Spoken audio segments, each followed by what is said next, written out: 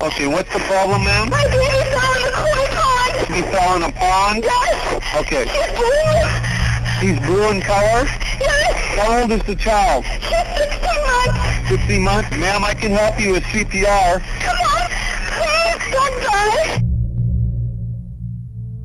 Pediatric calls are probably the scariest calls we go on because most of us are parents. We know how scary things are when things go wrong. The most challenging call I ever had in terms of pediatrics was a pediatric arrest. It was a very dynamic, very emotional scene. The mom was screaming. The dad was there trying to encourage the baby to survive. We had to start an umbilical line, intubate the patient, and do what we could. We're not only dealing with the patient, but we certainly are dealing with the family as well. I think paramedic training is really the key to staying calm in pediatric calls. You know the medicine, you know what you need to do. It's just a matter of going to work, focusing on what needs to happen at that time. Emergency, how can I help you? County here. Trying to transfer over a gentleman that needs medical help, 65-year-old male. He's had open heart surgery and he's at a risk for stroke. It's not making a lot of sense. Let me see if I can get him online here. Okay. Hello. Are you the one who needs medical help? Yes, I think so. Okay. Where are you in the house right now? I'm trying to sit at the the The TV? Yeah. I've alerted my medic crew. I'm going to stay on the phone with you until they're by your side, okay? Stroke is one of those calls that the teamwork between the firefighters, paramedics, and the hospital themselves is key. Statistics are that 1 in 20 people will suffer stroke. King County has been very resourceful in using paramedics to triage and move these people to the correct stroke centers within a timely manner. We've trained really well with the firefighters to arrive on scene, know that we've got to go fast. If we are all communicating really well and we all move fast, then we can have a really good outcome for those patients.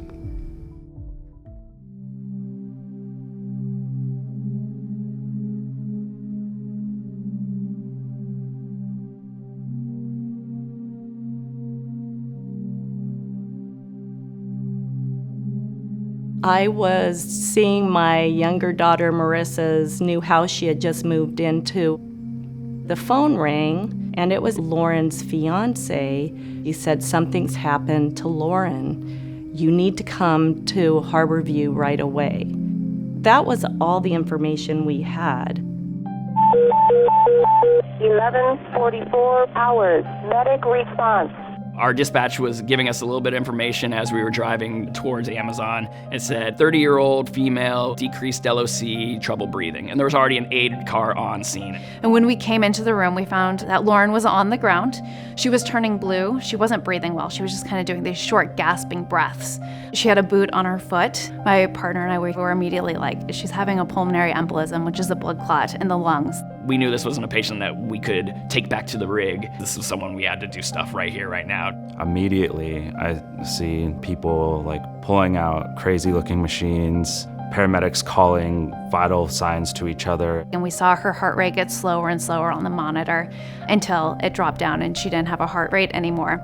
And at that point, they made the call to perform CPR. It went from a patient where just an aid call showed up and 10 minutes later we're doing CPR, but also it made me think, this is somebody we can save, but we need to work fast and we need to work together. We put her on our gurney and started moving towards the hospital. We lost pulses at least 3 times on the way to the hospital.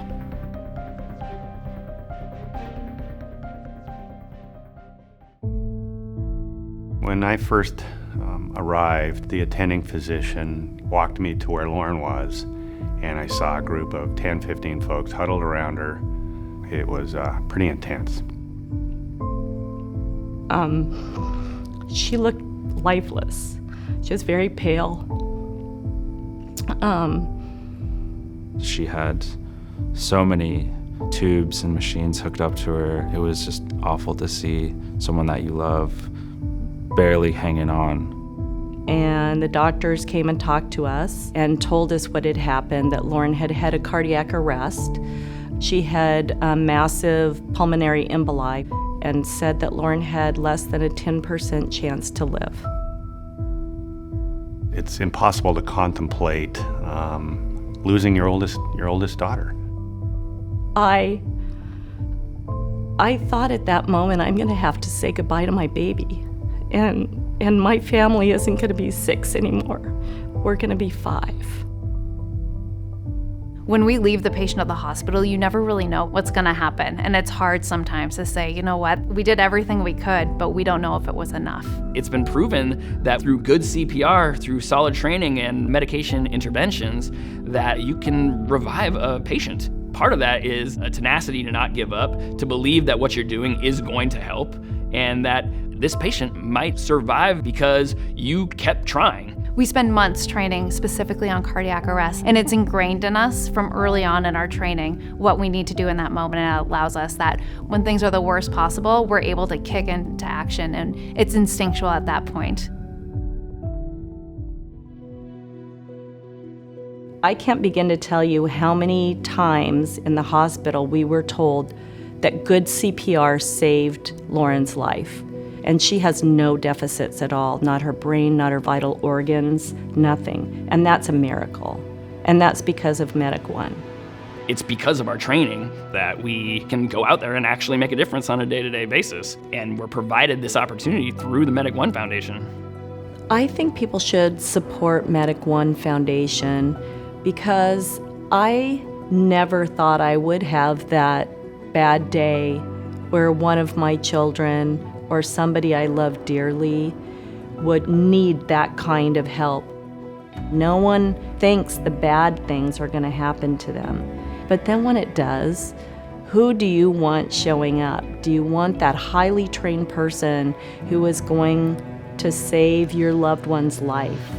Of course you do. Everyone does. The Medic One Foundation is keeping the torch lit for generations to come and ensuring that the community is well served.